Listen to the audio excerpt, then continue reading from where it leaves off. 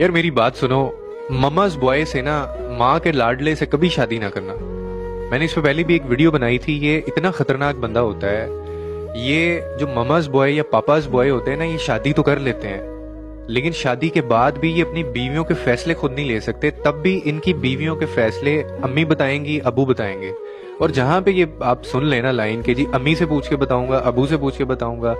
I do respect parents, मैं feelings hurt नहीं कर रहा हूँ पेरेंट्स की, लेकिन मैं एक शादी की कॉन्टेक्स्ट में बात कर रहा हूँ कि व्हेन यू गेट मैरी, जब आपकी शादी हो जाती है तो आपकी बीवी की फुल रिस्पॉन्सिबिलिटी आपकी होती है। उसकी जो प्रोटेक्शन होती है वो आपने पूरी करनी होती है। तो मुझे समझाएं ये चीज कि आपकी बीवी का कोई फैसला है, आपके बच्चों का कोई फैसला है, अम्मी बताएंगी, अबू अबू बताएंगे। मतलब ये मुझे समझ नहीं आता, क्योंकि ये बंदा शादी तो कर लेता है, लेकिन ये कभी भी अपने पाँव पे खड़ा नहीं होगा। और आपको अंदाजा भी नहीं है कि इस ऐसे बंदों की वजह से ना औरतें जो